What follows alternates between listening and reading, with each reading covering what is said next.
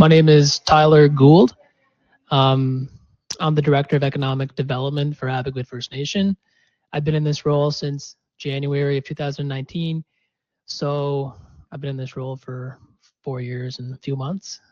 And my day-to-day operations are to encourage economic development within the community, help entrepreneurs start businesses, help attract investment to the community, um, create employment opportunities, and help the team here at the band with whatever needs to be done. Does Abequate First Nation collaborate with PEI Tourism at all? Historically, not so much, but we have that relationship is definitely improving. Just this year, they're actually sponsoring a ball tournament in the community here. It's a First Nation ball tournament, so we're inviting like First Nations across Atlantic Canada, I believe. We already have like in October, yeah, we already have like 6 or 8 teams confirmed. Yeah, we've done little advertising and marketing, so they're supporting that because they're all about like how can we increase off-island visitation. So PEI is like a rural province. We have a couple small cities, Summerside and Charlottetown, but the vast majority of PEI is rural. So if we want to attract visitors to the island, we have to focus on rural initiatives, rural tourism products and experiences. That's the only way forward. And Abequate is in a convenient location. Our Scottsford Reserve is just 20 minutes outside of Charlottetown. Rocky Point's only about 20 minutes outside of Charlottetown too, the other way. So we're kind of in a strategic location. We're considered rural, but we're also close enough to the city center. Where cruise ships and people coming from plane and things like that can quickly access our community and experience our tourism products. But for rural communities that are a bit more rural, like Lennox Island, for example, they're it's like an hour and a half drive from Charlottetown. They got to be a little bit more innovative, and they got to think of just unique products that aren't offered anywhere else. And explain what like another unique product would be, like other than like the beaches. Yeah, so another product, I know like in the case of Lennox Island, they have a few experiences they offer. One's like a craft making experience with an Indigenous artisan. We do that as well.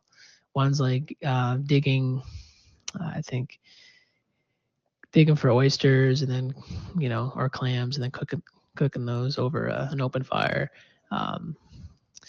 So for us, it's quite easy because we're the only ones like Lennox Island and Abequate First Nation who can offer Indigenous tourism experiences, right? No one else can really do that throughout the province without culturally appropriating, of course.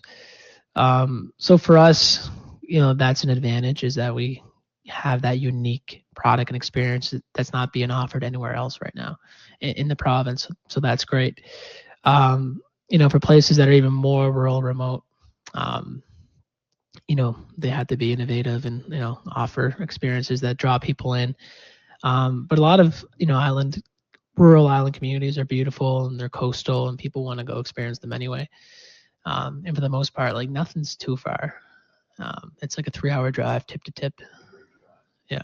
So like what role could, Abequate First Nations step into in terms of tourism that would, I guess, succeed right away, something that you can offer? Yeah, sure. So we could like greatly help the province in its tourism. So tourism is one of the top 3 sectors in the province. It's a huge priority for the province. Obviously, we have millions of visitors that come to PEI each year. So we can play a big role in helping the island sustain that and diversifying the tourism products and experiences that currently exist on PEI. Because people want that now. People want experiences. They want hands-on activities. They want to be in communities. And we can fill that role nicely. And I mentioned earlier, like Indigenous tourism is growing quite steadily.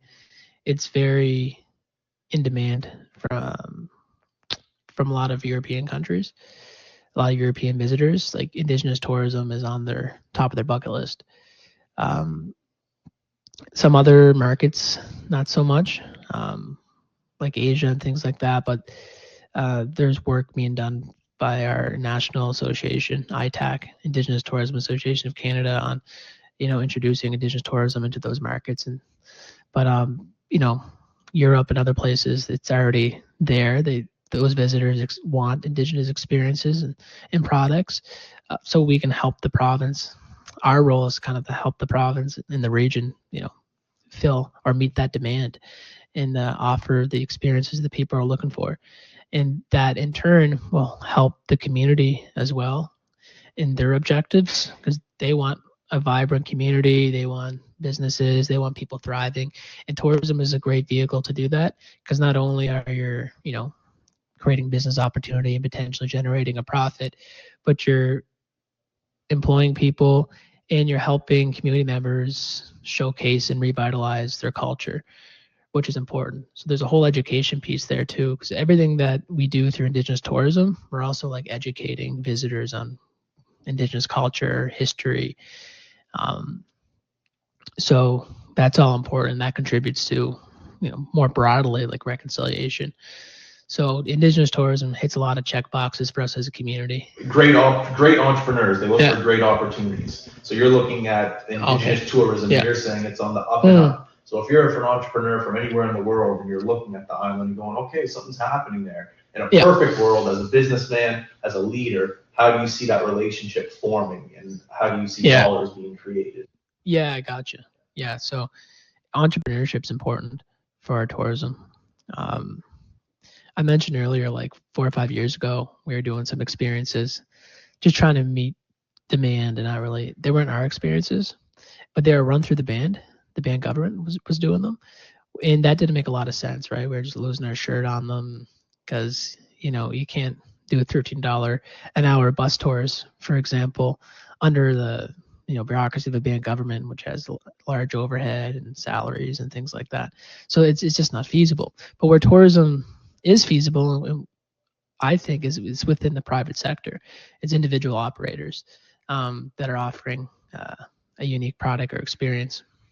So we need to encourage more entrepreneurship within our tourism, because right now it's heavily led by the band and by myself and my staff, and it's not the most sustainable approach. So we do need to encourage a lot more entrepreneurship, and I hope through the work that we're doing and some of the infrastructure that we're bringing, that it will inspire more entrepreneurs within the community and outside the community, perhaps. For example, we have a lot of fishermen and fisherwomen in the community, and those boats sit idle like 8 months out of the year. Like there could be lots of opportunity to utilize those boats for fishing excursions, or boat tours, or some other experience. But a lot of the community members don't know those opportunities exist.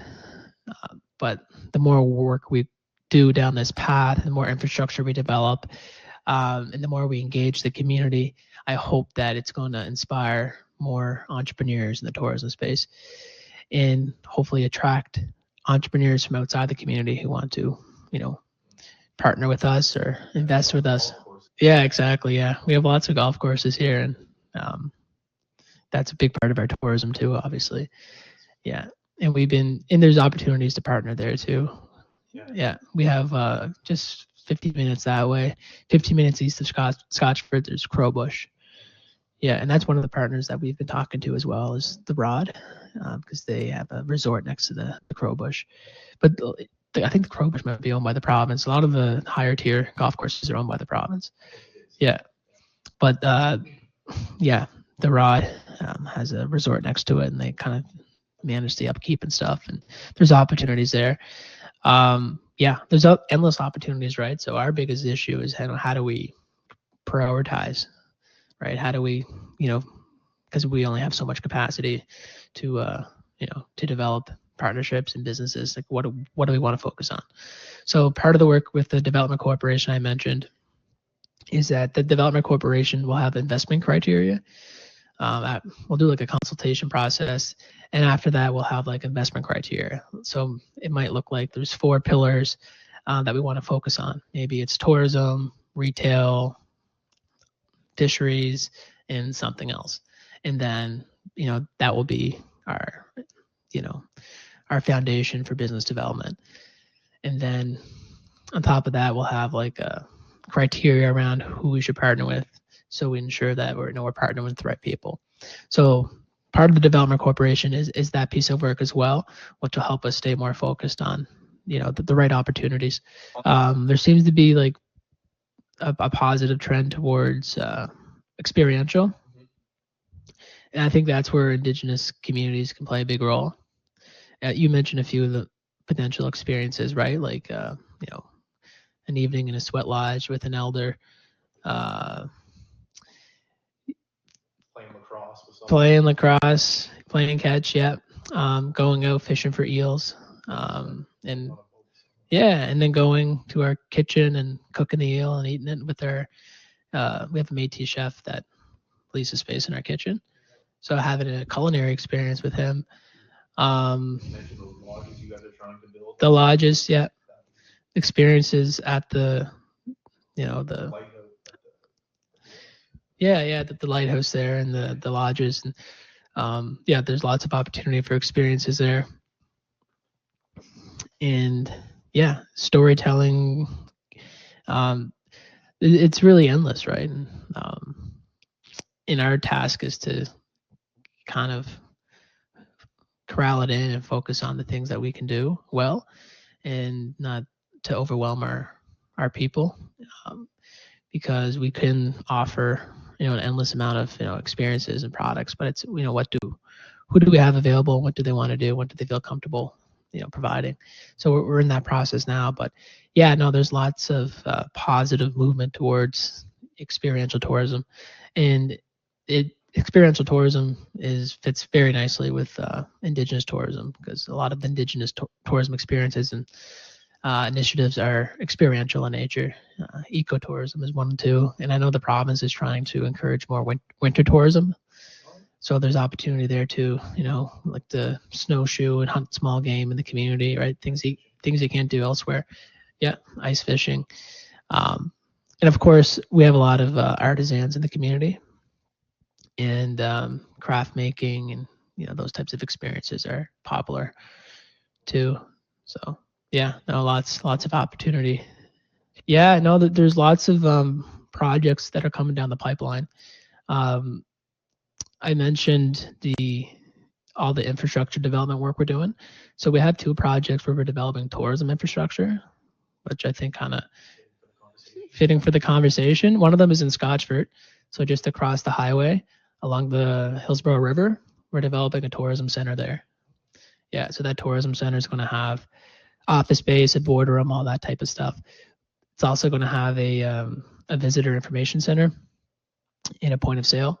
So visitors can come to the center, talk to somebody, get information. But then they also can book Indigenous tourism experiences at the center, which we can deliver in community.